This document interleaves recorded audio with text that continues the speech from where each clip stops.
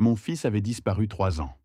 Le jour de mes 63 ans, il réapparut, m'envoyant une bouteille de vodka à 4 000 euros. Mon cœur m'interdisait de la boire. Quand il appela, la voix tremblante, « Papa, comment était la vodka ?» Je répondis, « Je l'ai donnée à notre avocat. Il a adoré. » Un silence horrifié s'ensuivit, puis il hurla, « Papa, qu'est-ce que tu as fait, bon sang ?» Ce qui arriva 24 heures plus tard dépassait mon imagination. Réveillé depuis 5h30. Mes habitudes de flic, forgées par 25 ans à la police de Bellevue-sur-Rhône avant ma retraite, me faisaient me lever avant l'aube. Catherine disait que j'étais allergique au sommeil. À 7 heures, la sonnette retentit. Personne ne m'attendait. Mon 63e anniversaire n'était plus une fête. Catherine, partie depuis 5 ans, organisait tout. Sans elle, les anniversaires n'étaient que d'autres mardis. Je posai mon café et me dirigeai vers la porte. Un camion chronopost s'éloignait sous la bruine grise de la région Auvergne-Rhône-Alpes. Sur le porche, une boîte en carton, sans adresse d'expéditeur. Plus lourde que prévu, elle portait mon adresse. Antoine, 47, Allée des Érables, 69 300 Bellevue-sur-Rhône. L'expéditeur était vide, avec un numéro de suivi et un cachet de Marseille, daté d'il y a 2 jours. Un nœud se serra dans mon estomac. Aucune nouvelle de Marseille depuis 3 ans. Je rentrai la boîte, la posai sur la table de la cuisine. Mon instinct de détective me poussait à l'ouvrir, mais une autre part de moi, ayant appris que le silence était un cadeau, me conseillait de la jeter. J'ouvris le ruban adhésif. À l'intérieur, nichée dans des chips de calage en polystyrène, se trouvait une bouteille, une œuvre d'art. Son verre taillé en tours rectangulaires laissait transparaître un liquide ambré profond. L'étiquette, Black Velvet, portait des lettres en platine. Blackthorn Crystal Reserve, 1952. Ce n'était pas une bouteille à 50 euros, mais le genre que l'on garde sous clé. En dessous, une petite carte crème, à l'encre que je reconnus avant même de lire « Joyeux anniversaire, papa. J'espère que cela compensera le temps perdu. Julien ?» L'écriture de mon fils, que je n'avais pas vu depuis 3 ans. J'appelais David. « Tu aurais le temps cet après-midi ? Je dois passer à ton bureau pour parler de mon testament. » Il fut surpris. « Mon testament ? Tu vas bien ? » Ma santé n'était pas au mieux depuis Catherine. Il était temps de mettre à jour certaines choses. « Bien sûr. Passe vers 16 heures. Je préparerai ton dossier. » Merci, David. Oh, et une dernière chose. Je t'apporte un cadeau. Considère ça comme un merci. David rit, mais j'insistais. Je raccrochai et remis la bouteille dans sa boîte, l'enveloppant dans les chips de calage en polystyrène. Si Julien voulait que je la boive, il allait être déçu. L'après-midi, je plaçai la boîte sur le siège passager de mon camion et démarrai vers le centre-ville de Bellevue-sur-Rhône. La bouteille, silencieuse et lourde, posait une question à laquelle je n'étais pas prêt à répondre. À 16 heures, j'arrivai au cabinet Dubois et Associés, rue du Chêne. Marie, la secrétaire de David, m'accueillit et m'indiqua son bureau. David, des lunettes sur le nez, me salua. « Antoine, ravi de te voir. Qu'y a-t-il dans la boîte ?» Je la posai sur son bureau. « De la vodka. Une vodka chère, de mon fils. » David haussa un sourcil. « Julien, je croyais que vous ne vous parliez plus. » « C'est le cas. C'est pour ça que je suis là. » David m'observa, puis ouvrit la boîte. Il sortit la bouteille, ses sourcils se levant. « Blackthorn Crystal Reserve » murmura-t-il, la tournant. « C'est quoi, 3000 euros ?»« 3800, d'après Internet. » David siffla. « Et Julien t'envoie ça, après 3 ans ?» La carte disait « Joyeux anniversaire. J'espère que ça compensera le temps perdu. » David se pencha en arrière. « Qu'est-ce que tu en penses ?» Je haussai les épaules, le nœud dans mon ventre toujours serré. « Je ne sais pas. C'est pour ça que je ne l'ai pas bu. C'est pour ça que je te la donne, David. Tu gères mes affaires depuis 30 ans. Tu mérites quelque chose de bien. » David secoua la tête en souriant. « Tu es paranoïaque ?»« Je suis prudent. Il y a une différence. » David reprit la bouteille. « Si tu insistes, Marguerite me tuerait si elle apprenait que j'ai refusé une bouteille de vodka à 4000 euros. » Il marqua une pause. « Tu voulais parler de ton testament ?» Oui, sors le dossier. Je veux m'assurer que tout est à jour. David sortit une chemise intitulée Succession Antoine Dalton. Mon testament, signé en 2020, juste après le diagnostic de Catherine. Il parcourut la première page. Bien partagé également entre Julien et Emma, sous condition de ton décès. Standard. Quelque chose a changé? Je veux juste le revoir. M'assurer que c'est toujours exact. Laisse-moi vérifier le système. David se tourna vers son ordinateur portable et ouvrit le logiciel. Voyons voir. Antoine Dalton, planification successorale. Son doigt s'arrêta. Il fronça les sourcils, cliqua, puis tourna l'écran vers moi. Un PDF s'affichait, mon testament, daté du 15 août 2024. La clause de distribution était différente. Tous les actifs, propriétés et avoirs seront transférés intégralement à Julien. 100%, juste Julien. Un froid se répandit dans ma poitrine. Je n'ai pas signé ça. Tu n'es pas venu le mois dernier? Non, je ne suis pas venu ici depuis les funérailles de Catherine, il y a 4 ans. David cliqua sur une autre fenêtre. Il y a un email ici, du 8 octobre, de antoine.dalton.officiel@gmail.com. Il dit: Vous avez mis à jour le testament, signé numériquement, et m'avez demandé de préparer une copie papier. Je n'ai pas de compte Gmail. Mon email est Yahoo. Mon adresse email était la même depuis 20 ans. David fronça les sourcils. Il sortit un dossier, y trouva une copie imprimée du même testament, date et d'août. 3 versions, toutes identiques, toutes fausses. David me regarda. Antoine, quelqu'un falsifie tes documents. Julien, dis-je. David ne discuta pas. Son regard tomba sur la bouteille de vodka. Son expression changea. Il faut appeler pour tracer l'accès au système, dit-il. Si quelqu'un a piraté notre serveur, il faut agir. Il prit son téléphone, puis s'arrêta. Non, Mary s'en occupera. Elle est meilleure avec la technologie. Il se leva. Au diable, longue journée. Un verre d'abord. Mon système compromis, je prends un verre.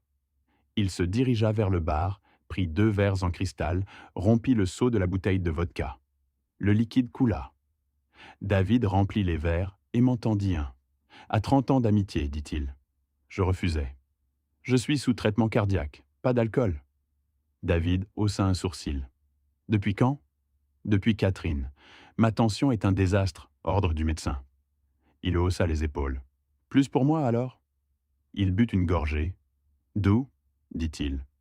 Aucune brûlure? Je le regardai, l'anxiété me nouant le ventre. Le testament falsifié, l'email, la vodka à 3800 €.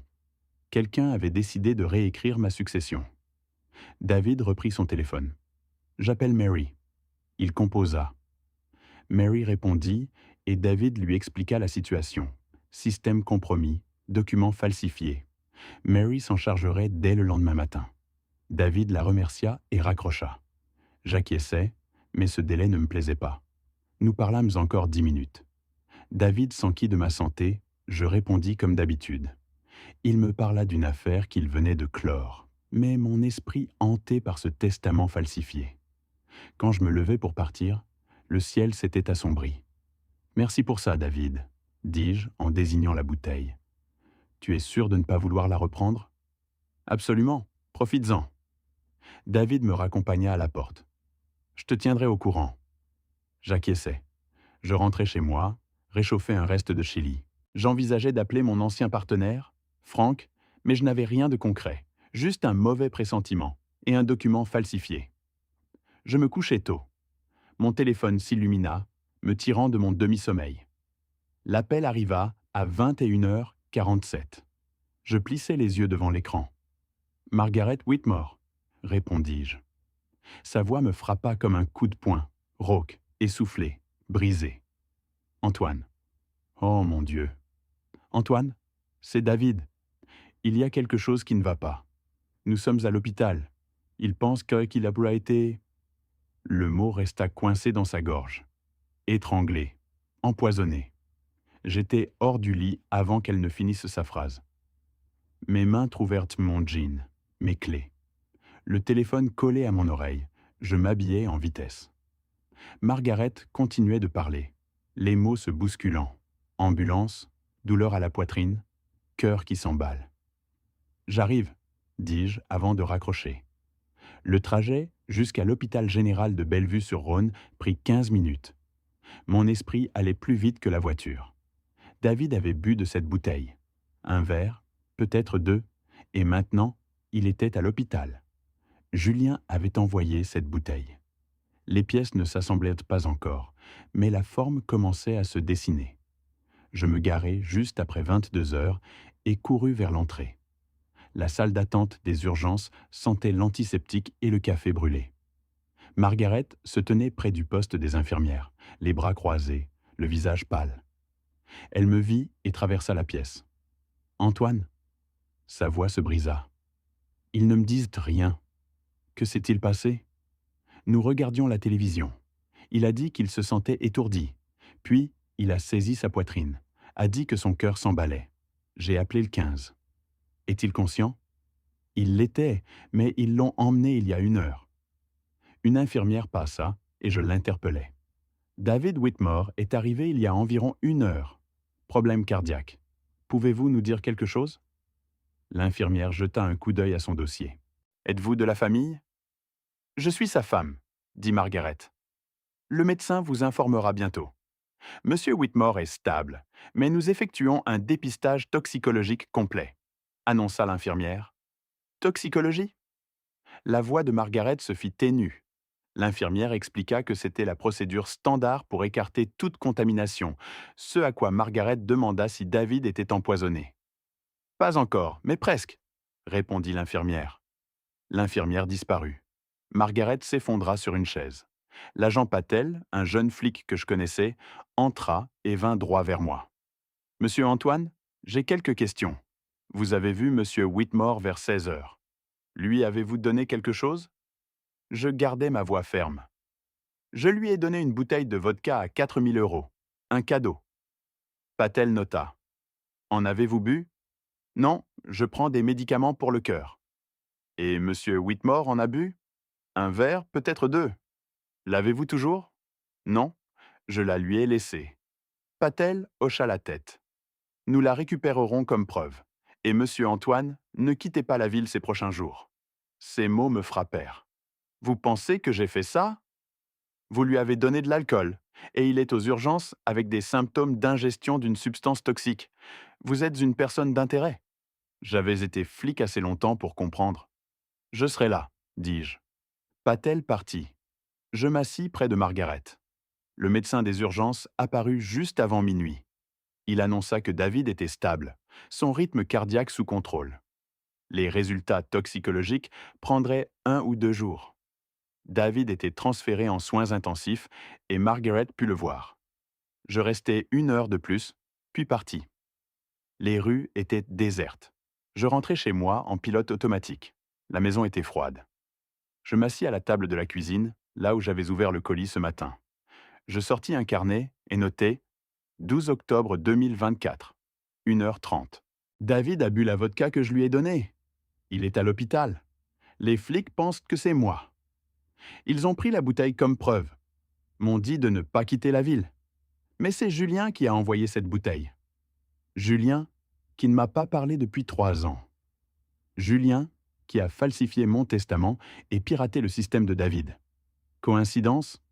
Je fermai le carnet et allai me coucher. Le sommeil ne vint pas. Je revoyais cette bouteille, la lumière ambrée, l'écriture de Julien sur la carte. Je voyais David lever le verre, prendre la première gorgée, sourire. Doux, avait-il dit, vraiment doux. Et maintenant, il était en soins intensifs. La pluie recommença. Quelque part à Marseille, Julien dormait. Ou peut-être était-il éveillé, se demandant si cela avait fonctionné, si c'était moi qui étais à l'hôpital au lieu de David. Cette pensée s'installa en moi. Le lendemain fut interminable.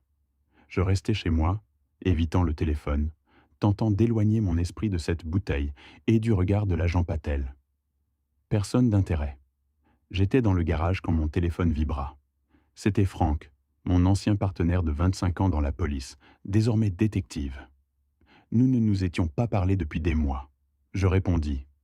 Antoine, dit Franck, sa voix dénuée de toute amitié. Franck, il faut qu'on parle. Je pris ma veste et me dirigeai vers le centre-ville. Le commissariat de Bellevue-sur-Rhône, un bâtiment de briques trapues, n'avait pas changé. Le parking était à moitié vide quand je me garai. J'avais souvent été de l'autre côté, mais jamais je n'aurais cru me retrouver à répondre pour quelque chose que je n'avais pas fait. Je franchis les portes du commissariat. Le sergent m'indiqua Franck. L'odeur de café et de stress emplissait l'air. J'ouvris la porte. Franck, derrière son bureau, me salua d'un regard officiel. « Antoine, asseyez-vous. » Un enregistreur clignotait. « Vous enregistrez ?» demandai-je. « Procédure standard. » Je savais ce que cela impliquait. Franck m'annonça les résultats. La vodka contenait de l'aconitine, une toxine végétale létale. Elle provoque arythmie et insuffisance respiratoire, pouvant arrêter un cœur en moins d'1 heure. La bouteille en contenait assez pour tuer. David n'était en vie que parce qu'il n'avait bu qu'environ 50 millilitres. Je ne savais pas, dis-je. Franck voulait comprendre comment cette vodka à 4 000 € empoisonnée était arrivée entre mes mains. Julien me l'a envoyée, révélai-je. Votre fils ? Demanda-t-il, un éclair d'intérêt. Oui, mon fils, dont je n'ai pas eu de nouvelles depuis 3 ans. Il me l'a envoyé pour mon anniversaire avec une carte. J'espère que cela compensera le temps perdu. Vous avez toujours la carte et la boîte ? Oui, chez moi. Franck nota. Nous aurons besoin de ça pour l'analyse d'écriture et les empreintes. Vous les aurez. Franck insista. Antoine, je sais que vous n'avez pas voulu nuire à David, mais les preuves vous désignent comme suspect. J'ai besoin de preuves qu'un autre est responsable et d'un mobile pour Julien. Je pris une inspiration. David m'a parlé de mon testament avant de boire. Il a trouvé des anomalies, 2 versions falsifiées pour que tout revienne à Julien. Quelqu'un a piraté son système. Franck arrêta d'écrire. David l'a dit juste avant d'ouvrir la bouteille.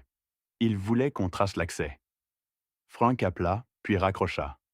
Margaret l'a confirmé. Votre testament a été falsifié.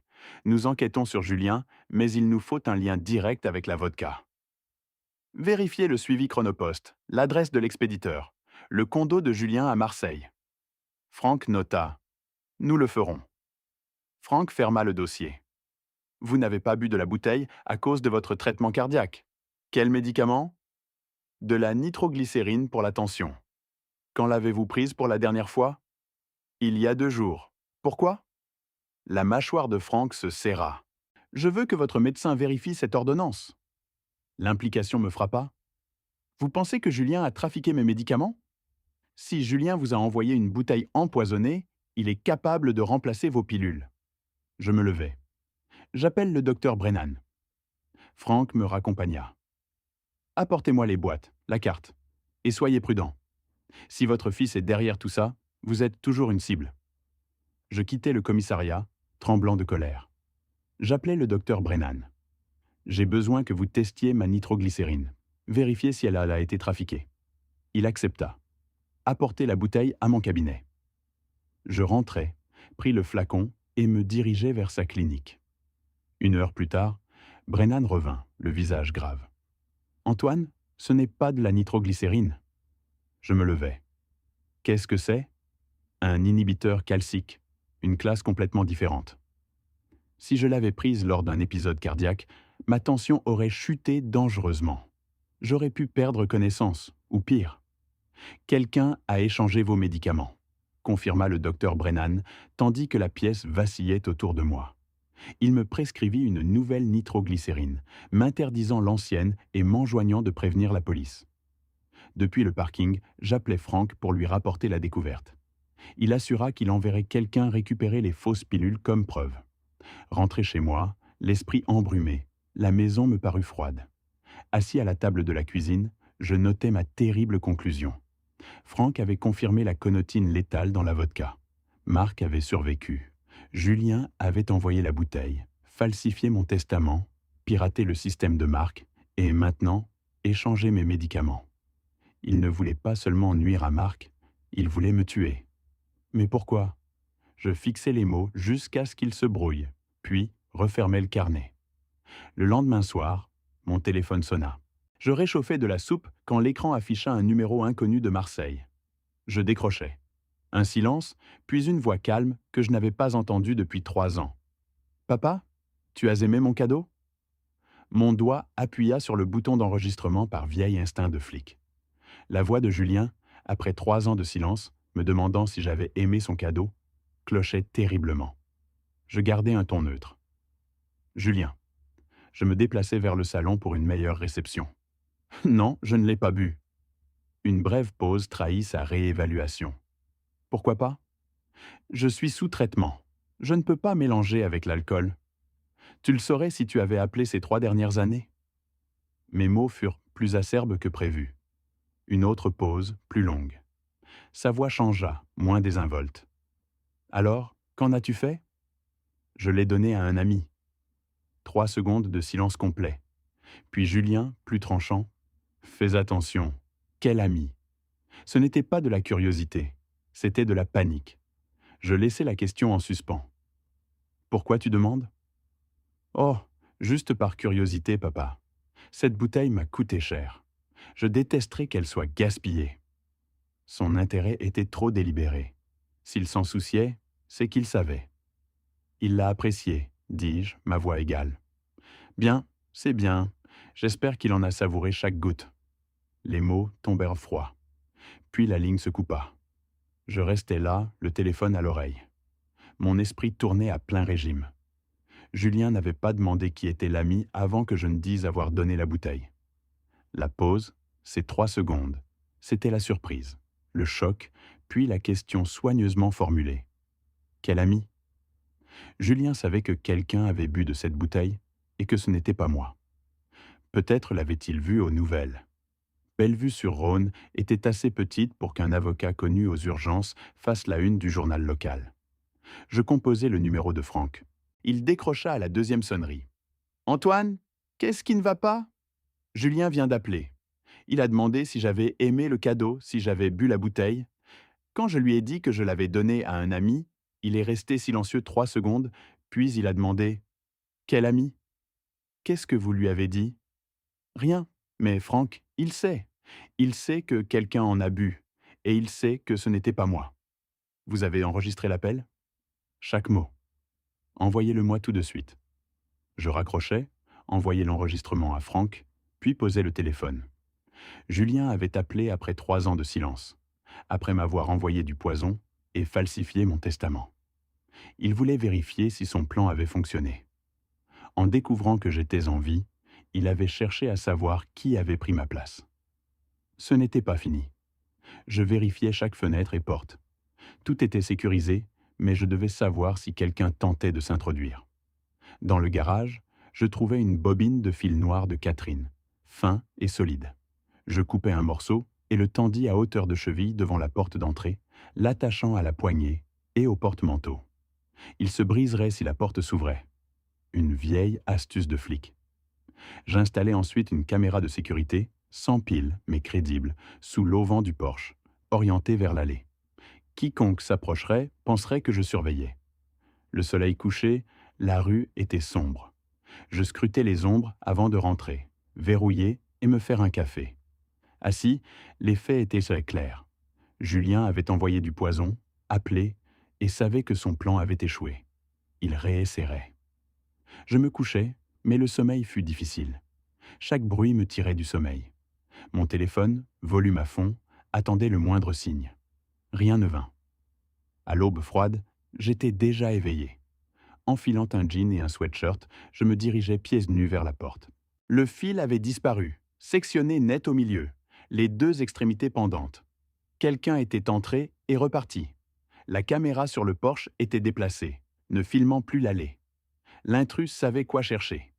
L'air froid d'octobre sur mes pieds nus, je fixais le fil brisé. Julien n'avait pas seulement appelé, il avait envoyé quelqu'un pour finir ce que la vodka n'avait pas fait. Je ne touchais pas le fil. Reculant, je composais le numéro de Franck.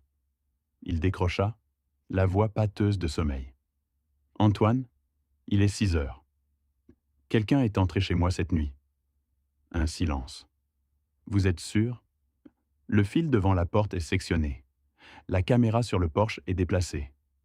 Vous avez entendu quelque chose? Non. Ils sont entrés et repartis sans rien prendre, juste pour me faire savoir qu'ils le pouvaient. J'arrive dans 2 heures. Ne touchez à rien. Je connais la procédure. Je raccrochais et scrutais le salon. Rien ne semblait déplacé. Coussins intacts, télécommande sur la table, la couverture de Catherine sur le fauteuil. Rien ne manquait, mais quelqu'un était passé. Je vérifiais chaque pièce. Il n'était pas venu voler, mais vérifier ma présence ou envoyer un message. Nous pouvons vous atteindre quand nous voulons. J'examinais la serrure. Aucune effraction. Crochetage facile ou, pire, une clé. La pensée me glaça. Après un café, j'attendis 8 heures. La berline de Franck arriva. Je l'accueillis, lui montrant le fil sectionné. Franck s'agenouilla, balayant le seuil d'une lampe. Pas d'empreinte, sol trop sec. La caméra? Sur le porche, il examina fixation et angle. Pas un gamin, un pro. Julien a pu engager quelqu'un, lui qui ne se salit jamais les mains. Franck se redressa. J'ai écouté Julien. Sa pause, quand vous avez parlé d'un ami, ce n'est pas de la curiosité, Antoine. C'était de la panique, je le savais. Il voulait savoir si son plan avait fonctionné. Franck sortit un dossier. La carte d'anniversaire de Julien, sous scellé, et une photocopie de sa déclaration de revenus. L'expert confirma 97% de correspondance. Julien avait bien écrit la carte. Soulagement, c'était officiel. David s'était réveillé. Franck confirma qu'il avait tout corroboré. Mon cadeau de vodka, notre discussion sur mon testament, sa consommation avant de s'effondrer, et les faux documents. J'étais tiré d'affaire. Un dossier était monté contre Julien pour fraude, cybercriminalité et usurpation d'identité. L'analyse des serveurs de David révélait un accès non autorisé depuis une IP de Marseille, via un ancien compte employé. L'IP était tracée pour localiser Julien avant la fin de la journée. Franck referma le dossier. Une patrouille passerait 2 fois par nuit, et il me conseilla de renforcer ma sécurité. Mon fil était ingénieux, mais insuffisant. Il fallait une vraie alarme et changer les serrures. Je lui assurai que c'était prévu. Franck partit avant 10 heures, emportant le fil, la carte, la boîte chronopost et la bouteille. Je le regardais disparaître, puis rentrer et verrouillais. À la quincaillerie, j'achetai un système d'alarme basique à installer moi-même, 50 €. Détecteur de mouvement, contact porte/fenêtre, panneau de contrôle. Bruyant, mais suffisant. Je pris aussi de nouveaux verrous et gâches renforcés. Rentré vers midi, je passai 3 heures à l'installation. Capteur sur les portes, détecteur dans le couloir, clavier près de l'entrée, nouveau pen. Une fois terminé, j'activais et testais l'alarme stridente. Je composais le code. Le silence revint. C'était suffisant. Assis à la cuisine, j'ouvris mon carnet. 16 octobre 2024, 15 heures. Intrusion cette nuit. Fil cassé, caméra déplacée. Franck l'a confirmé. Tiré d'affaire. L'écriture est celle de Julien. David, réveillé, a corroboré mon histoire. L'informatique légale a trouvé des preuves de piratage depuis une IP de Marseille. Julien ne veut pas seulement mon héritage. Il veut s'assurer que je ne survive pas pour l'arrêter. Je refermai le carnet, réfléchissant aux prochaines étapes. Demain, j'appellerai un serrurier et parlerai à Franck d'une ordonnance restrictive. Ce soir, je voulais juste dormir. Je n'y parvins pas. Le lendemain matin, je me réveillai avant l'aube. Café, le ciel virant du noir au gris. Vers 9 heures, je sortis chercher le journal. Une enveloppe blanche, sans adresse ni timbre, gisait sur le paillasson. Je la fixai, le pouls battant. Je pris une photo et appelai Franck. L'enveloppe sur le comptoir de la cuisine. Sous la lumière du matin, j'en sortis une unique photographie, noir et blanc, granuleuse. C'était ma maison, photographiée depuis l'allée de gravier, le porche encadré, les fenêtres sombres, l'érable projetant des ombres. En bas à droite, 23h47, 16 octobre 2024. La nuit dernière, 1h30 après avoir tout verrouillé et installé l'alarme. Au dos, rien. Juste ma maison, prise par quelqu'un dehors pendant que je dormais. Ma main se serra. 30 ans, j'avais été celui qui surveillait, qui documentait. Maintenant, j'étais la cible. Je rappelais Franck, sa voix pâteuse de sommeil. Vérifiez vos emails. Je la scanne. C'est quoi? Une photo. Ma maison. Horodaté 23h47 la nuit dernière. Silence. Le grincement de son lit. Quelqu'un a marché sur votre propriété 1 heure après l'installation de l'alarme? Exactement. Le capteur s'est-il déclenché? Non. Nouveau silence. J'arrive dans 40 minutes. Ne touchez pas l'enveloppe. Je raccrochais, fixant la photo. L'angle était délibéré, professionnel. À 12 ans, j'avais appris la photo à Julien. Ce garçon n'était plus. À sa place, un homme m'envoyait vodka empoisonné, falsifiait testament, échangeait mes médicaments, engageait des voyous, me photographiait la nuit devant ma maison. À 10h30, Franck était parti avec la photo. Une douleur écrasante me frappa la poitrine, irradiant dans mon bras gauche. J'haletais, ma vision se brouillant. Nitroglycérine. Je titubais vers ma veste, mais la voix du docteur Brennan résonna. Les pilules de votre bouteille d'origine étaient fausses. Je posai la bouteille, saisis mon téléphone et composai. Docteur Brennan, c'est Antoine, j'ai besoin d'aide. Antoine, qu'est-ce qui ne va pas? Douleur à la poitrine? Forte. Je ne peux pas prendre les pilules. Ne prenez rien, je suis en route. Asseyez-vous et restez en ligne. Effondré sur une chaise, le téléphone à l'oreille, je me concentrais sur ma respiration. La douleur me déchirait les côtes. Toujours là, Antoine? Oui? Bien. Je tourne dans votre rue. Le docteur Brennan arriva à 11h. Il prit mon pouls. Élevé, mais régulier. Il me tendit un comprimé de nitroglycérine sublinguale, fraîchement sorti de l'hôpital. Je le mis sous ma langue. L'étau autour de ma poitrine se relâcha. J'acquiesçai. Il posa sur la table mon ancienne bouteille de médicaments. Le laboratoire l'a confirmé hier, dit-il. De l'amlodipine. Si vous en aviez pris une, votre tension aurait chuté. Vous auriez perdu connaissance en moins de 2 minutes. À votre âge, avec vos antécédents, il n'eut pas besoin d'en dire plus. Qui aurait échangé mes médicaments? Demandai-je, sachant déjà. Quelqu'un ayant accès à votre maison, connaissant votre état, qui voulait que cela ressemble à des causes naturelles. Julien. Le docteur Brennan rédigea une nouvelle ordonnance et me fit promettre d'appeler le 15 si la douleur revenait. Après son départ, j'ouvris mon journal. 17 octobre 2024, 11h45. Ce matin, photo de ma maison, horodatée 23h47 la nuit dernière. À 10h30, grave crise d'angine. L'avertissement du docteur Brennan me revint. Les pilules originales étaient de l'amlodipine, pas de la nitroglycérine. Si je les avais prises, je n'aurais peut-être pas survécu. Julien avait tout planifié. Vodka empoisonné, faux testament, médicaments échangés. Il voulait s'assurer que je ne vive pas assez longtemps pour l'arrêter. Je fermai le carnet, espérant que les nouvelles serrures et l'alarme suffiraient. À 2h34 du matin, des pas me réveillèrent. À l'intérieur, lents, délibérés, ils traversèrent le salon vers le couloir. Ma porte de chambre entr'ouverte. Figé sous la couverture de Catherine, j'écoutais. L'alarme, muette. Je tendis la main vers mon téléphone. Les pas s'arrêtèrent. Une ombre glissa sous ma porte.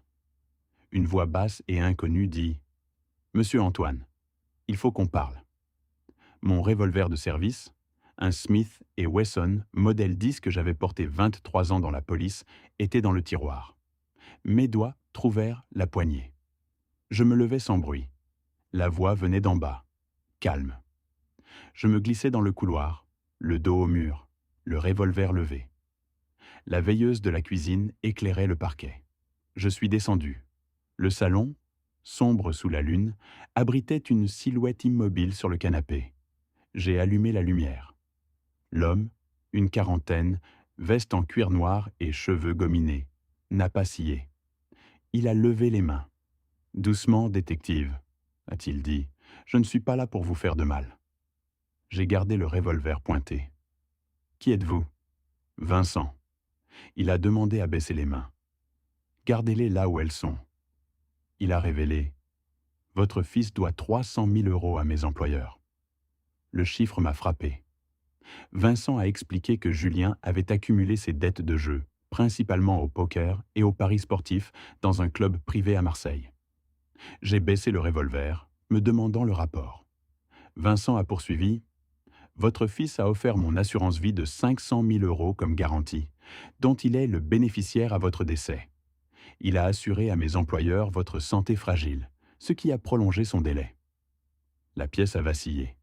J'ai serré le cadre de la porte. Julien a utilisé mon assurance vie pour couvrir ses dettes? Exactement. Et quand vous n'avez pas coopéré en mourant, il a accéléré les choses. Vodka, faux médicaments, faux testament. Vincent a haussé les épaules. Pas mon genre, trop salissant. Les hommes désespérés font des choses désespérées. Mon propre fils avait parié sur ma mort. Pourquoi êtes-vous ici? Ai-je demandé. J'en ai fini avec les magouilles de votre fils. Vincent a baissé les mains. Je ne touche pas aux flics. C'est une vieille règle. Quand j'ai su que vous étiez de la police de Bellevue-sur-Rhône, j'ai arrêté. Il a posé une carte de visite.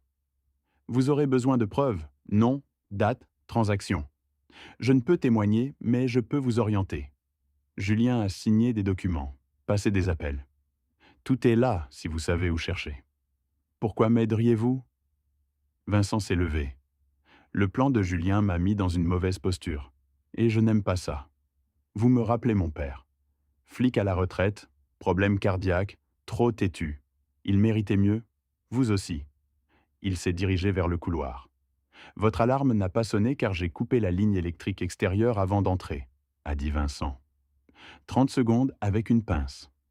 Puis j'ai utilisé un brouilleur de j'ai refermé le carnet et regardé le ciel passer du noir au gris.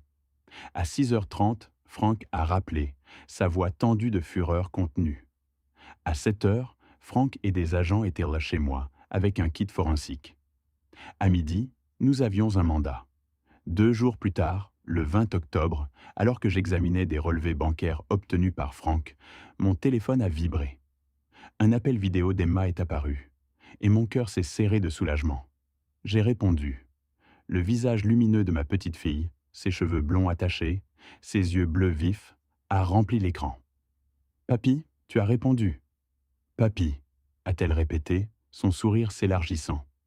Je pensais que tu ne répondrais pas. J'ai forcé un sourire. Je réponds toujours pour toi, ma puce. L'école? Ennuyeux, a-t-elle dit en levant les yeux au ciel.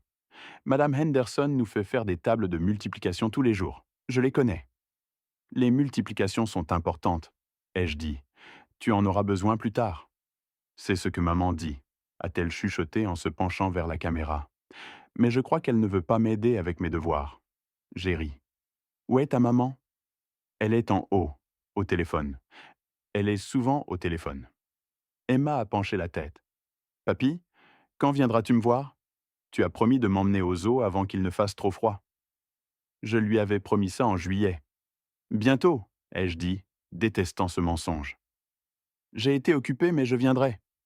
Tu dis toujours ça, a-t-elle fait la moue, puis s'est égayée. Papa dit qu'on va être riche bientôt. On pourra peut-être aller au grand zoo en France à la place, celui avec les pandas.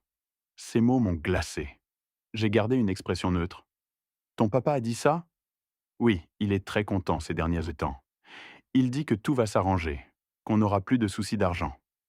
Emma a enroulé une mèche de cheveux autour de son doigt. Il parle beaucoup à Vincent, presque tous les jours. C'est ton ami Vincent? Ma gorge s'est nouée. Non, ma puce, Vincent n'est pas mon ami. Pourquoi tu demandes? Nous avons parlé encore quelques minutes avant que Sarah ne l'appelle. Emma m'a fait un signe de la main.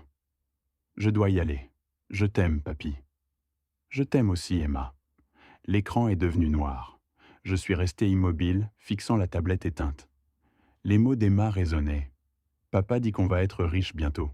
Il parle beaucoup à quelqu'un qui s'appelle Vincent. Il te mentionne. Julien n'avait pas seulement planifié ma mort. Il en avait parlé si ouvertement qu'une enfant de 10 ans en avait capté des fragments. Il s'était enfermé dans son bureau, négociant les termes de mon assurance-vie avec Vincent, tandis qu'Emma jouait à côté.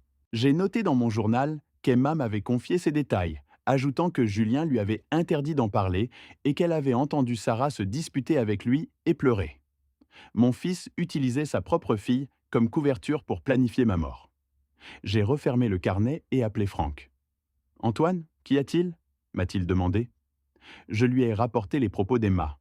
Julien était en contact régulier avec Vincent, leur promettant la richesse prochaine, et elle l'avait entendu mentionner mon nom et l'assurance vie. Après un silence, j'ai insisté. Franck, il faut parler à Sarah seule, loin de Julien. D'accord, tu peux organiser ça?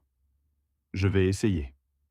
Le lendemain après-midi, j'étais assis dans un coin de l'échappée café, à une vingtaine de kilomètres de Bellevue-sur-Rhône. La pluie tambourinait contre les vitres. À 15 heures, Sarah est entrée. Elle m'a vu, s'est figée, puis a traversé la pièce.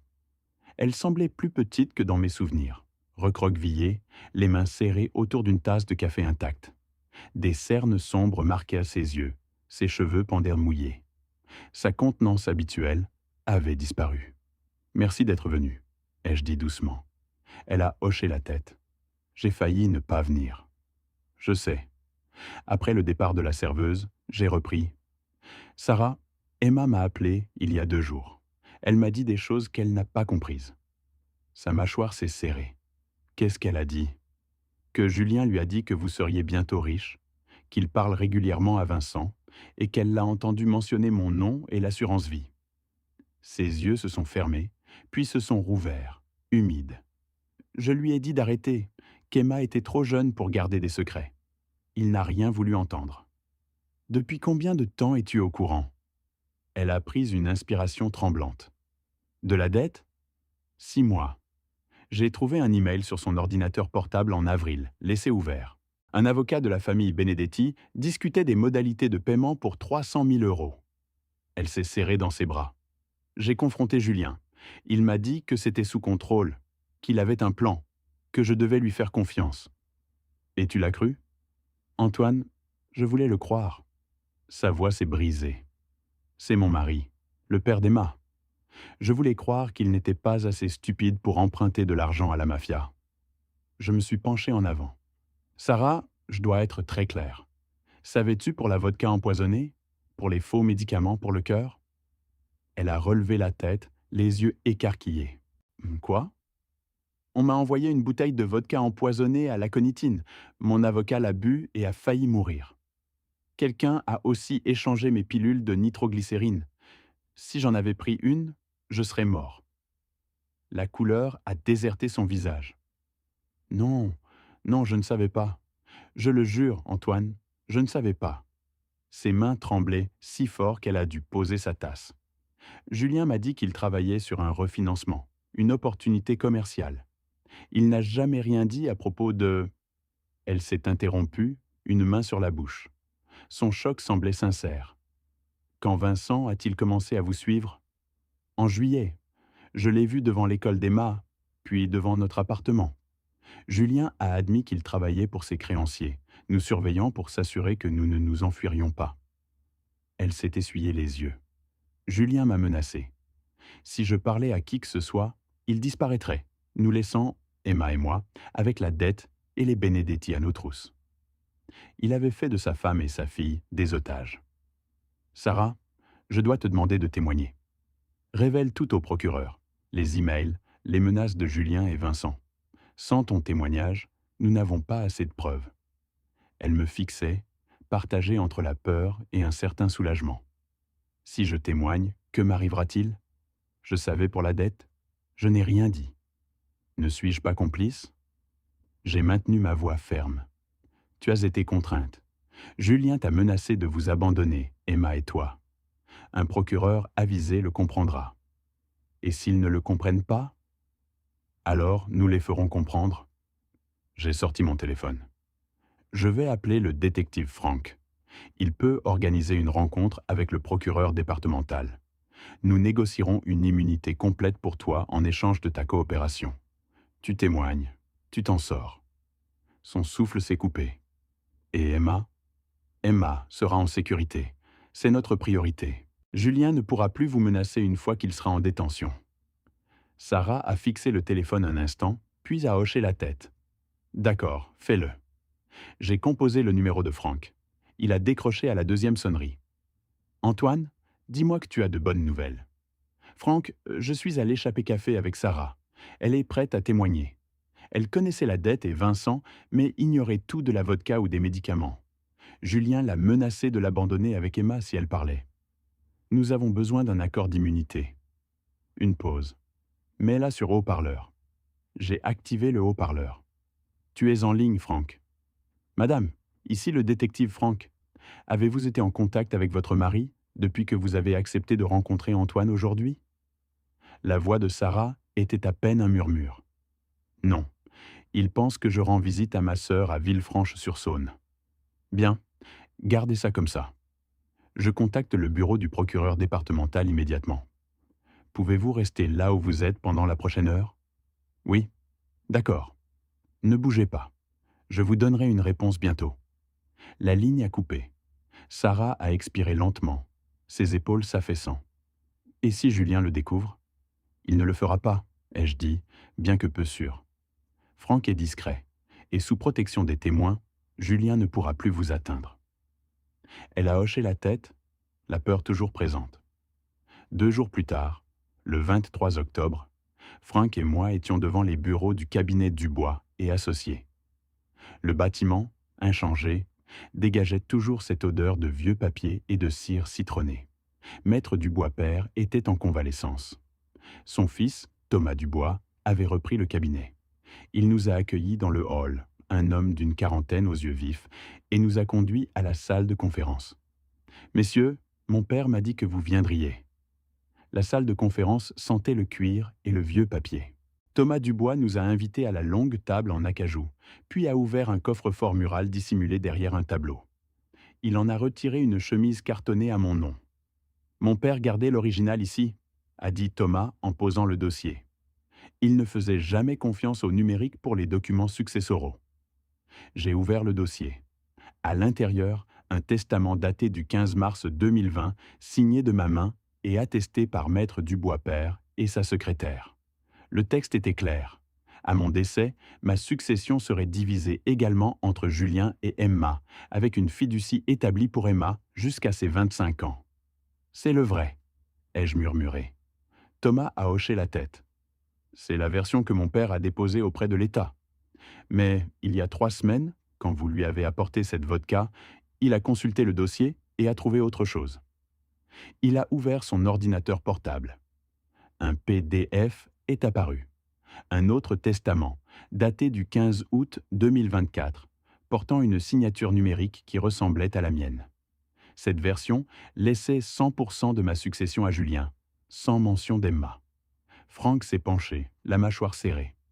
Comment cela est-il entré dans votre système? C'est ce que nous avons chargé Catherine Walsh de découvrir. Catherine Walsh est arrivée 10 minutes plus tard, une experte en code aux yeux perçants.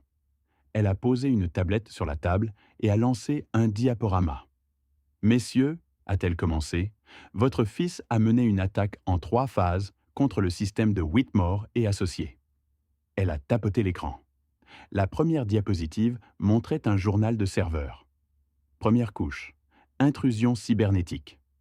Le 15 août à 2h34, quelqu'un a accédé au serveur cloud de Whitmore et associés via les identifiants d'un ancien parajuriste. L'IP 19850 et 1.10.42 menait à l'unité 407 des Tours de la Loreraie à Marseille. Mon souffle s'est coupé.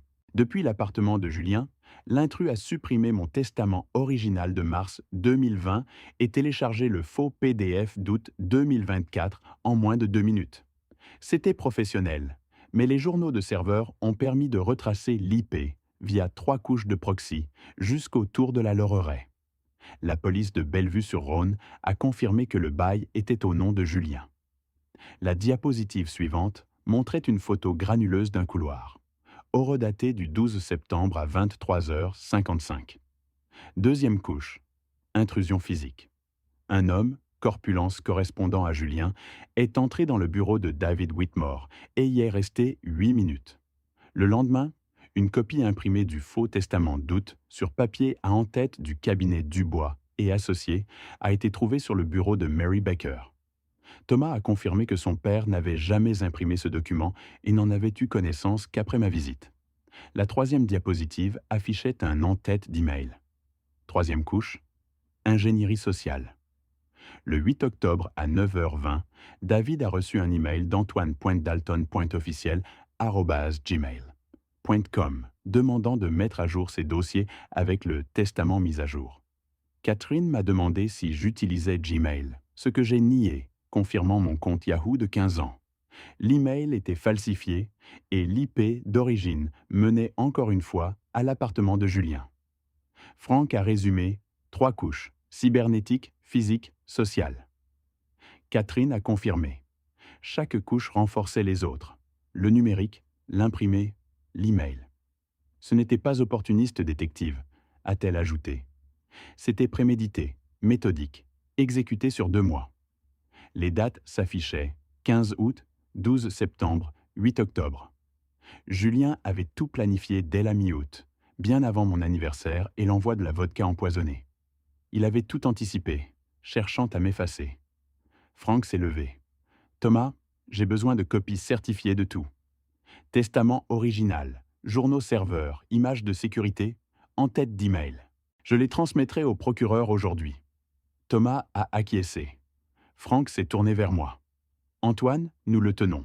L'IP, les preuves physiques, le témoignage de Sarah, les informations de Vincent. C'est suffisant pour un mandat d'arrêt. J'appelle le juge Holloway cet après-midi. Je n'ai pu que hocher la tête. La nuit suivante, seul dans mon bureau éclairé par une lampe, la pluie tambourinant aux fenêtres, j'ai ouvert mon journal à une page blanche et commencé à écrire. 24 octobre 2024, 23h10. Demain, Franck exécutera un mandat d'arrêt contre Julien. Je dois consigner ce qui nous a menés là, non pour le tribunal. Franck et Catherine ont déjà les preuves, mais pour moi-même, pour comprendre comment mon fils est devenu cet étranger. Aujourd'hui, j'ai compris l'ampleur du plan de Julien. Le 15 août, il a piraté le serveur du cabinet, supprimé mon testament original et téléchargé un faux. Le 12 septembre, il a déposé une copie imprimée au bureau. Le 8 octobre, il a envoyé un faux email à David en se faisant passer pour moi. 3 crimes distincts, conçus pour qu'à ma mort, l'héritage ne fasse aucun doute. Franck assure que nous avons assez pour un mandat. Je devrais être soulagé, mais je me sens vide. La chronologie: le 12 octobre, Julien m'a envoyé par Chronopost une bouteille de vodka Blackthorn Crystal Reserve 1952, d'une valeur de 4 000 €, avec une carte d'anniversaire. Je ne l'ai pas bu, mais l'ai offerte à David lors d'une réunion sur mon testament, le soir même à 21h47. Margaret a signalé que David s'était effondré après avoir bu la vodka, hospitalisé pour arythmie cardiaque sévère. Je suis devenu le principal suspect. Le 14 octobre, la toxicologie a confirmé l'aotine dans la vodka. David n'a survécu qu'en ayant bu peu. Ce même jour, le docteur Brennan a découvert que mes médicaments pour le cœur avaient été échangés contre de l'amlétine. Un bloqueur des canaux calciques, une crise d'angine m'aurait été fatale. Le 15 octobre, Julien m'a appelé. J'ai enregistré la conversation. Il a demandé si j'avais bu la vodka, puis quel ami l'avait reçue, son ton trahissant qu'il savait que David l'avait consommé. Le 16 octobre, j'ai découvert un piège à fil brisé et une fausse caméra pivotée, preuve d'une intrusion nocturne. L'analyse médico-légale a confirmé l'écriture de Julien, me disculpant. Le 17 octobre, j'ai reçu une enveloppe anonyme avec une photo de ma maison, horodatée du 16 octobre à 23h47. Ce matin-là, une grave crise d'angine m'a presque fait prendre le faux médicament, mais le docteur Brennan est arrivé avec de la nitroglycérine vérifiée et m'a sauvé. Le 18 octobre, à 2h34, Vincent, un associé de la famille Benedetti, a fait irruption chez moi. Il a révélé que Julien devait 300 000 € de dettes de jeu et avait utilisé ma police d'assurance vie de 500 000 € comme garantie, planifiant ma mort pour l'argent. Le 20 octobre, Emma a appelé. Elle a révélé que Julien lui avait dit que nous serions bientôt riches, qu'il parlait souvent à Vincent et qu'elle l'avait entendu discuter de mon nom et du mot « assurance ». Le 21 octobre, j'ai rencontré Sarah. Elle a confirmé les dettes de jeu de Julien et que Vincent suivait leur famille depuis 6 mois. Elle a avoué que Julien l'avait menacé d'abandonner Emma et elle si elle parlait, et a accepté de témoigner en échange de l'immunité. Le 23 octobre, Thomas et Élise ont présenté les preuves accablantes de l'attaque en 3 phases de Julien. Franck a confirmé que les preuves suffisaient pour un mandat. J'ai posé mon stylo, mes doigts endoloris, mon écriture tremblante. J'ai relu l'entrée, puis fermé le journal. Les faits étaient là, la chronologie claire, mais ils n'expliquaient pas le vide en moi. Je me suis levé, traversant la pièce jusqu'à l'armoire où Catherine gardait les albums. J'ai trouvé le plus ancien, l'ai ouvert et cherché la photo de Julien, 8 ans, au bord d'un ruisseau, canne à pêche en main. Ses cheveux mouillés en bataille, son sourire édenté.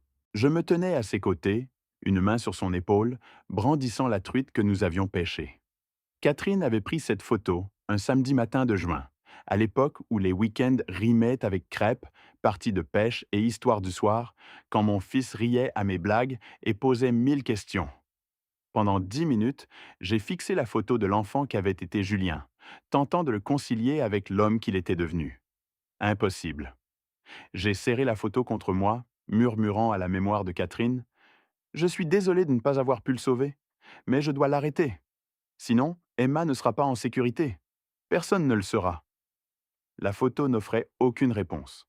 Je l'ai reposée et j'ai appelé Franck. « Franck, pas demain matin, » ai-je dit. « Finissons-en. » Après un silence, il a demandé: « Tu es sûr ?»« Sûr. »« D'accord. L'équipe se rassemble à 5 heures. Intervention à 6h30. Tu veux être là ?» J'ai fermé les yeux. « Oui. Je passe te prendre à 6 heures. »« Merci, Franck. Repose-toi, Antoine. » J'ai raccroché, écoutant la pluie. Le lendemain, à 6h47, j'étais dans la berline banalisée de Franck, garé à 50 mètres des tours de Laurier Rose à Marseille. L'aube était grise et froide, la ville enveloppée de brouillard. 2 fourgons noirs du GIGN tournaient au ralenti devant nous. Les officiers se déplaçaient silencieusement, vérifiant leur radio. Franck me regarda. « Dernière chance de rester à la station. » J'ai secoué la tête. « Je dois voir ça. » Il a acquiescé et a activé sa radio. « Toutes les unités, ici Miller. Procédez à mon signal. 3, 2, 1, exécuté. » Les portes du fourgon s'ouvrirent. À travers le pare-brise, j'ai observé les officiers du GIGN se mouvoir comme des ombres dans le brouillard, leurs bottes silencieuses sur le pavé. Les tours de Laurier Rose se dressaient, un monument de verre et d'acier. Au 4e étage, dans l'unité 407, mon fils s'éveillait, ignorant que son monde allait s'effondrer. Franck rompit le silence. « Tu ne devrais pas être là, Antoine. » Je ne quittais pas le bâtiment des yeux. « Je sais, mais je dois voir ça. » J'ai acquiescé, la gorge serrée. Franck avait enfreint les règles pour que je sois témoin. À 6h49, sa radio crépita. « Équipe d'assaut en position. Prête à votre signal, inspecteur ?» Franck activa le micro. « Toutes les unités, tenez. Confirmez les sorties sécurisées. » Les confirmations fusèrent. Franck expira lentement. « Exécuté à 3. 1, 2, 3. Allez. » L'officier de tête abattit le bélier. La porte de l'unité 407 explosa et l'équipe s'engouffra, les voix se chevauchant en ordre sec. « Mandat de perquisition. Mains en l'air. » Je n'entendais pas la réponse de Julien, mais je n'en avais pas besoin.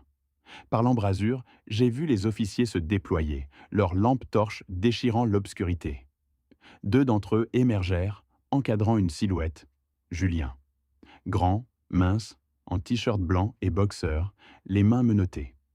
Même à cette distance, je reconnaissais ses épaules, l'inclinaison de sa tête. Il ne luttait pas, marchait calmement, son expression illisible, comme si son arrestation n'était qu'un léger désagrément. Derrière lui, Sarah apparut dans l'embrasure, serrant Emma contre sa poitrine. Le visage d'Emma était enfoui, son petit corps secoué de sanglots. Les yeux de Sarah étaient au rouge.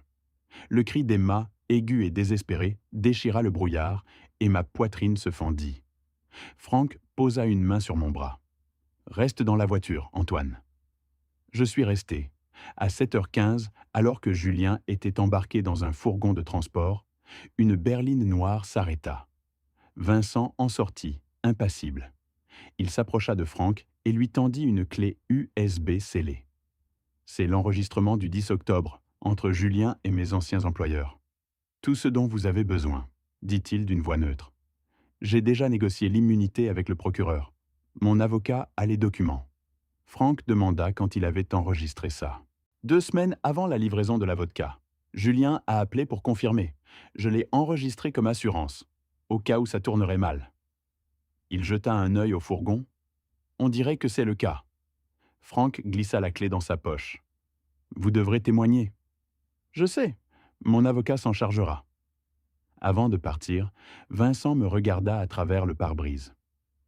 Nos yeux se croisèrent, il hocha la tête en signe de reconnaissance, puis regagna sa voiture. Frank brancha la clé USB à une tablette et me tendit un écouteur.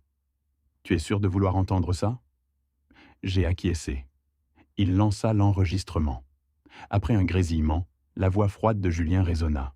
« Le vieil homme ne la boira pas, mais son avocat, oui. Une fois que le médicament l'aura achevé, j'aurai l'assurance vie et la succession.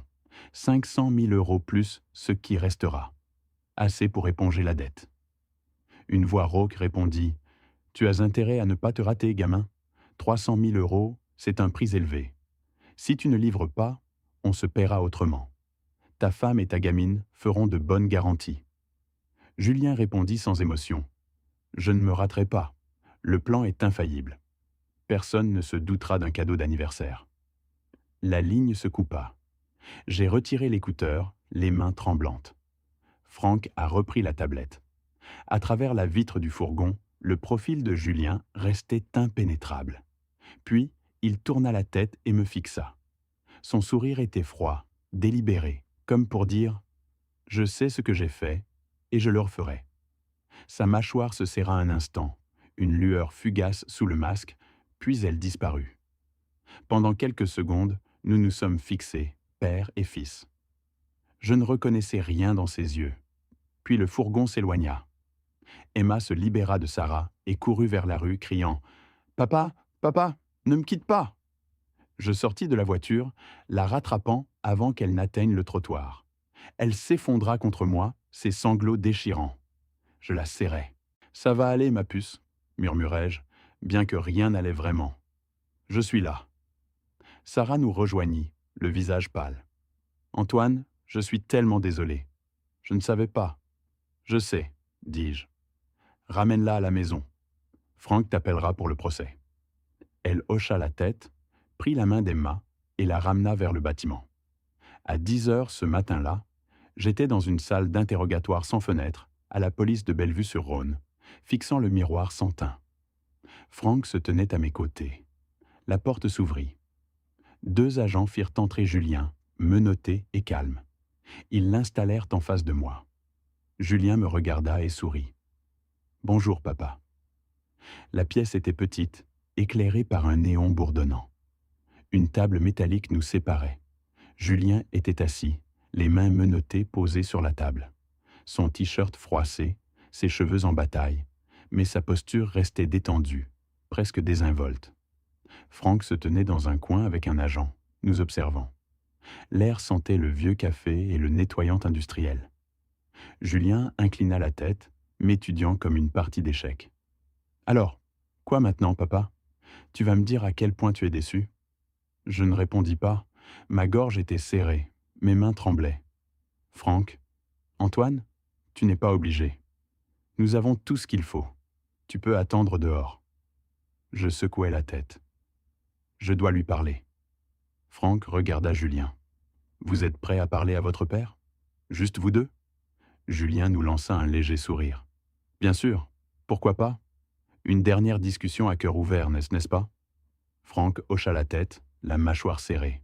Il fit signe à l'agent et ils quittèrent la pièce.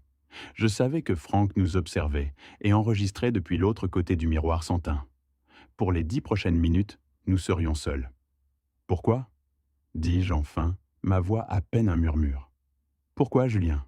Je t'ai tout donné. » Il rit, amer. « Tout ce que tu m'as donné, ce sont des leçons, papa. Des règles, des couvre-feux. Fais le bien, sois honnête, travaille dur, Julien. Une enfance de déception déguisée en leçon. » Je t'ai donné un foyer, une éducation. J'étais là pour chaque anniversaire, chaque match de baseball, chaque match où tu arrivais en retard parce que tu courais après une affaire plus importante que moi. Son ton était plat et répété. Maman est morte parce que tu étais trop occupé à jouer au détective pour remarquer qu'elle était malade. Les mots me frappèrent. Ta mère avait un cancer, Julien. Stade 4. Quand nous l'avons découvert, il n'y avait plus rien à faire. Je suis resté à son chevet pendant 8 mois, lui tenant la main quand elle... Et tu n'as toujours pas pu la sauver. Il se pencha en avant. Tu n'as pas pu la sauver, et tu n'as pas pu me sauver. Alors oui, papa, pardonne-moi si je ne te vois pas comme un saint. Je le fixai, cherchant le garçon que j'avais connu. Il ne s'agit pas de ta mère, mais de toi, endetté de 300 000 euros auprès d'une famille criminelle, et de ta décision d'empoisonner ton propre père. Pas empoisonné, assuré. Julien haussa les épaules, un geste si désinvolte qu'il me souleva l'estomac. Les Santini allaient me finir. Tu crois que je voulais faire ça? Tu étais juste pratique. L'assurance vie était prête. Tu es vieux. Tu as un problème cardiaque. Personne n'aurait posé de questions si tu avais eu une autre crise et ne t'étais pas réveillé. Commode. C'est ce que je suis pour toi, ai-je répété amèrement. Il n'a pas scié. C'est ce que tu es. J'ai fermé les yeux, respirant difficilement à travers la douleur dans ma poitrine. Pas de l'angine cette fois, juste le chagrin. Et Emma? Ai-je demandé en rouvrant les yeux. Et ta fille? Elle a 10 ans, Julien. Elle t'a vu te faire arrêter ce matin. Elle a crié ton nom. Pour la première fois, le masque de Julien s'est fissuré. Ses yeux ont fui les miens un instant. Il a cligné des paupières, pris au dépourvu. Puis la froideur est revenue. Elle ira bien, a-t-il dit d'une voix trop calme. Les enfants sont résilients. Sarah se remariera. Emma ne se souviendra même plus de moi dans quelques années. Tu n'y crois pas? Je dois y croire. Il a baissé les yeux sur ses mains menottées. Parce que si je n'y crois pas, je dois admettre que j'ai détruit la vie de ma fille en même temps que la tienne, et je ne suis pas encore prêt à le faire. Je me suis levé, les jambes chancelantes, et j'ai posé mes mains sur la table. Je t'ai aimé, Julien. Je t'aime toujours, mais je ne peux pas te protéger de ça. Je ne le ferai pas. Il n'a pas levé les yeux. Je sais. Tu as essayé de me tuer, empoisonner l'avocat de la famille, falsifier mon testament, pirater un cabinet d'avocats, échanger mes médicaments. Tu as mis ta femme et ta fille en danger. Tu ne t'en sortiras pas. Je ne le demande pas. Sa voix était maintenant calme, vidée de la bravade qu'il portait comme une armure. Je savais ce que je faisais, papa. Je savais que ça finirait comme ça. J'ai juste cru que j'aurais plus de temps, que le plan était meilleur qu'il ne l'était. Je me suis tourné vers la porte, puis je me suis arrêté. Le regrettes-tu? Silence. Regrettes-tu d'avoir essayé de me tuer pour payer tes dettes? Julien a levé la tête, et un instant, j'ai vu quelque chose de brut et sans défense dans ses yeux.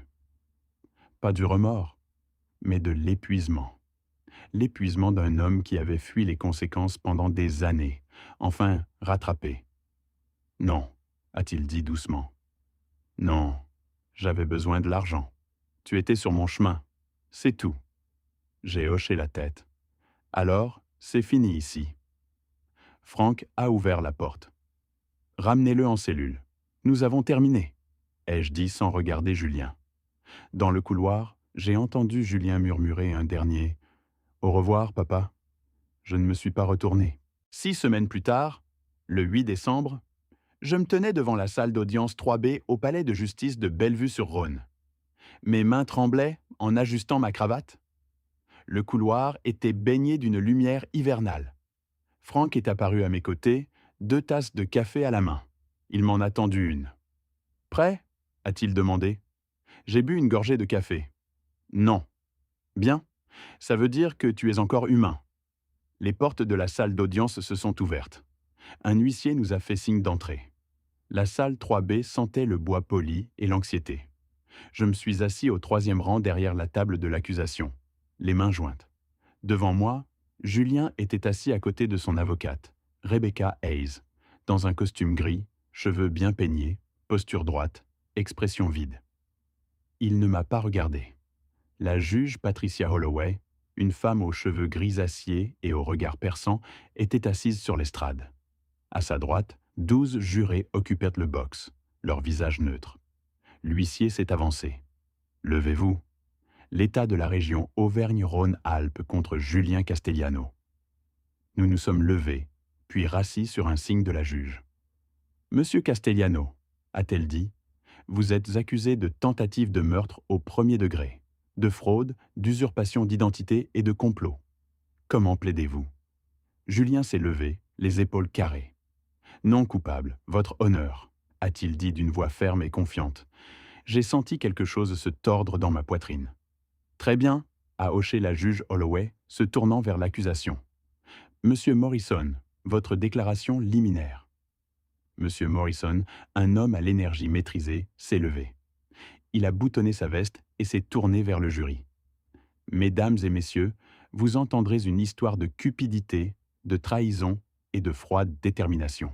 Julien Castellano a planifié de mettre fin à la vie de son père pour de l'argent. Non par passion, mais méthodiquement sur 2 mois, utilisant poison, documents falsifiés et identité volée. Les preuves montreront qu'il a envoyé à son père une bouteille de vodka mélangée à de l'aconitine, une toxine mortelle. Lorsque son père a refusé de la boire, elle a été donnée à l'avocat de la famille. L'avocat de la famille en avait consommé environ 50 millilitres et failli mourir. Il a aussi échangé les médicaments pour le cœur de son père contre un substitut dangereux, piraté le système d'un cabinet d'avocats pour forger un testament lui léguant toute la succession, et utilisé une police d'assurance vie de 500 000 € comme garantie pour des dettes de jeu. Morrison s'est tourné vers Julien, affirmant que ce n'était pas une erreur, mais une tentative de meurtre prémédité et délibérée. La juge Holloway a fait signe à la défense.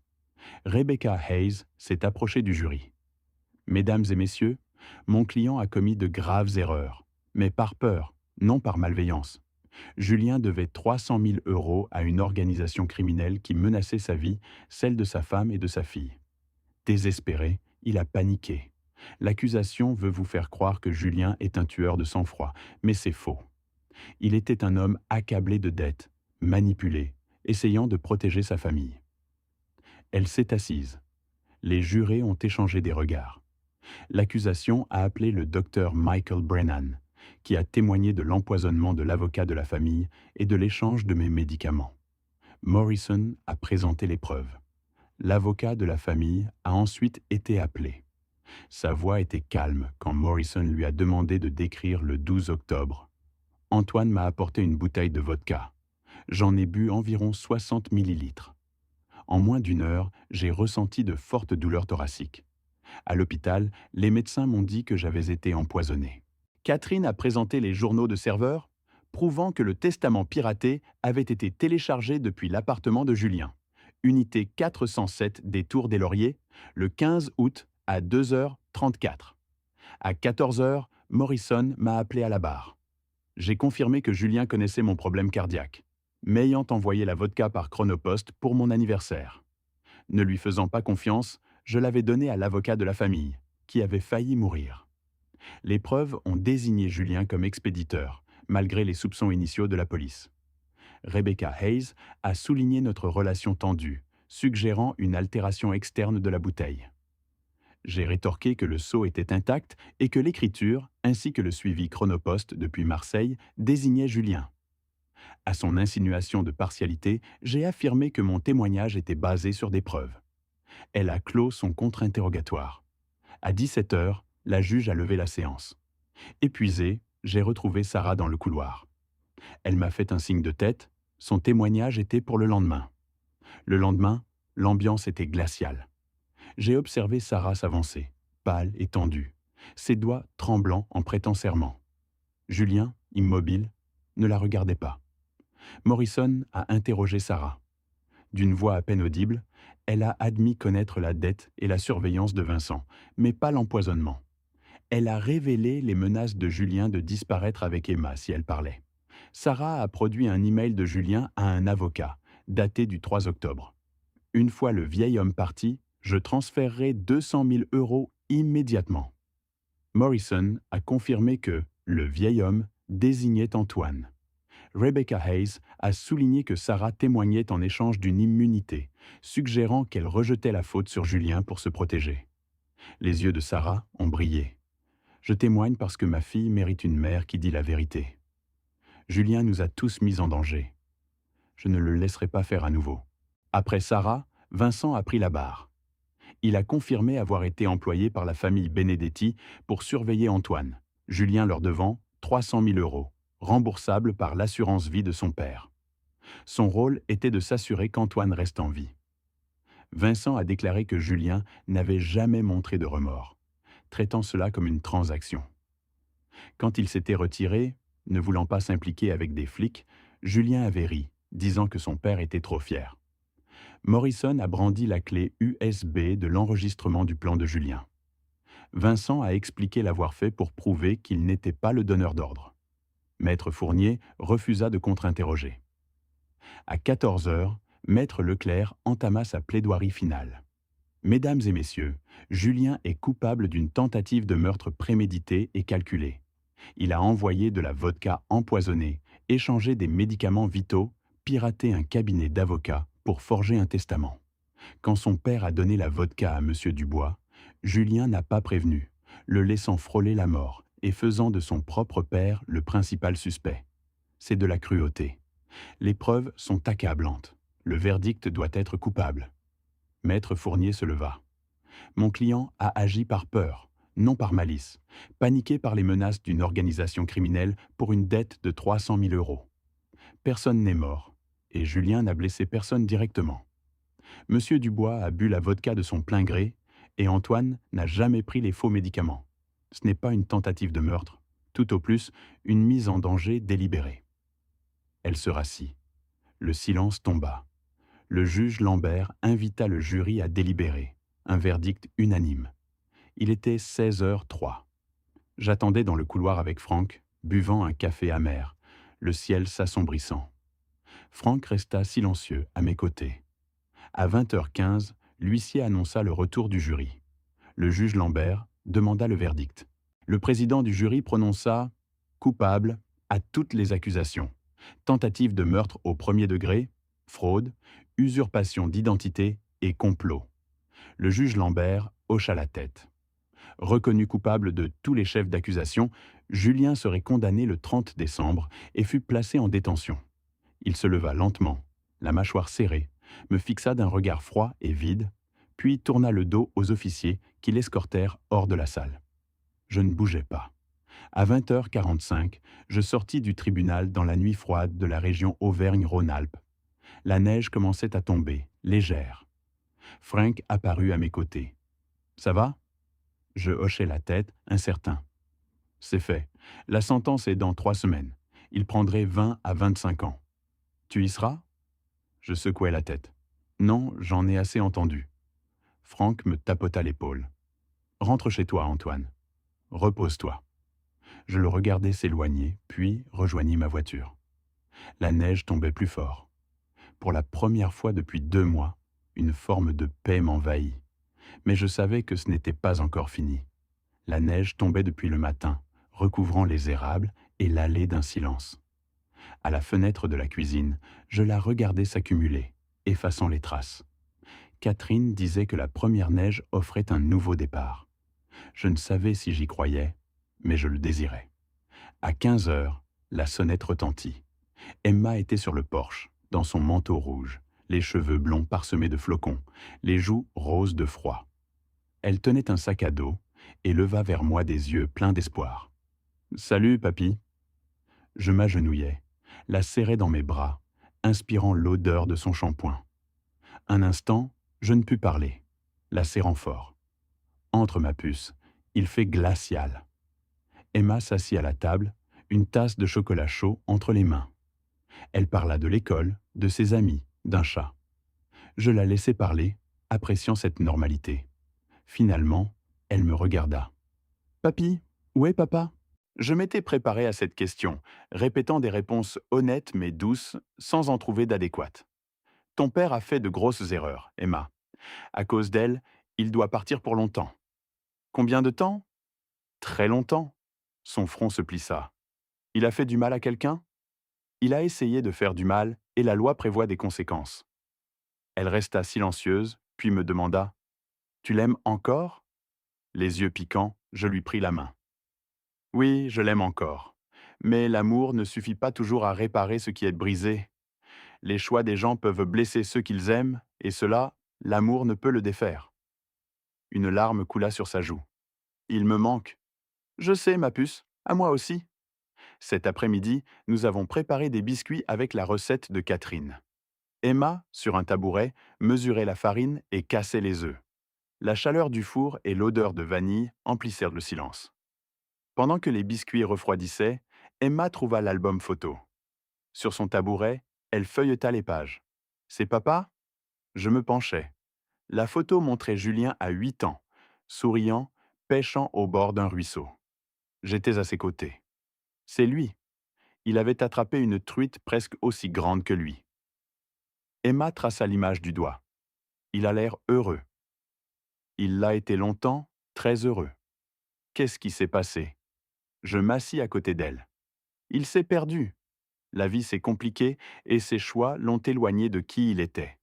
Quand il a réalisé son égarement, il ne savait plus comment revenir. Emma, silencieuse, demanda « Tu crois qu'il retrouvera un jour son chemin ?» Je ne sais pas, ma puce. Je l'espère.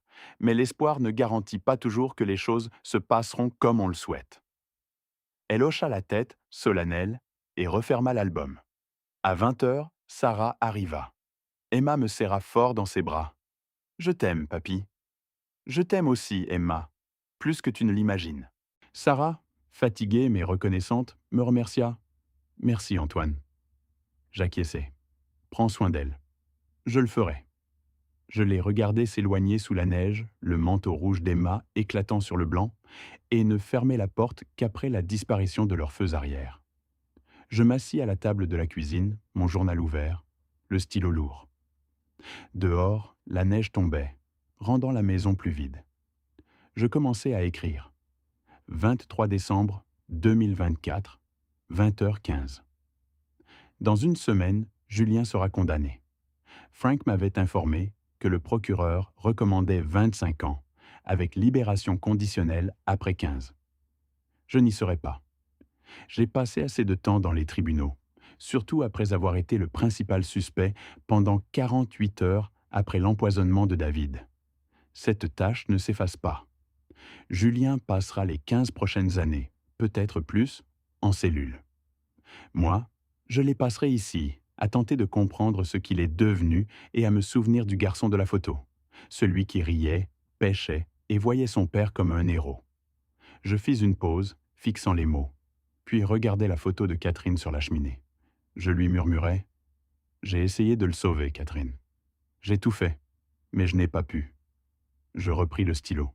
« Mais je peux sauver Emma.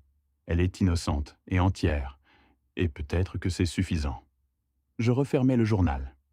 Par la fenêtre, la neige tombait douce et silencieuse, recouvrant tout. Traces de pneus, empreintes, branches nues. Pour la première fois depuis 2 mois, je me permis de croire que Catherine avait eu raison.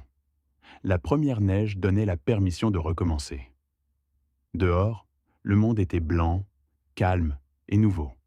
Si vous m'avez suivi, comprenez, cette histoire de famille n'est pas seulement la mienne. Elle résonne chez chaque parent ayant vu un enfant s'éloigner, chaque père ayant dû choisir entre l'amour et la justice. Mon histoire m'a appris que le sang ne garantit pas la loyauté et que parfois, les plus fiables deviennent des étrangers. J'ai fait des erreurs, trop occupé à résoudre les problèmes des autres, ignorant le poison dans ma propre maison. J'aurais tant voulu voir les signes avant que Julien ne choisisse la vengeance paternelle à la rédemption. Sa vengeance tordue m'a empoisonné pour de l'argent, faisant de moi le suspect. Il y a tout perdu. Sa liberté, sa fille, son âme. Mon conseil, n'attendez pas que la trahison vous force la main. Parlez à vos enfants, posez les questions difficiles. Soyez présents, pas parfaits. Si un être cher sombre dans les dettes ou le désespoir, ne détournez pas le regard. Ne laissez pas l'histoire de votre famille se terminer comme la mienne. Emma me rend toujours visite. La neige continue de tomber. Et je crois qu'une part du garçon que j'ai élevé est toujours là, perdue, mais pas éteinte.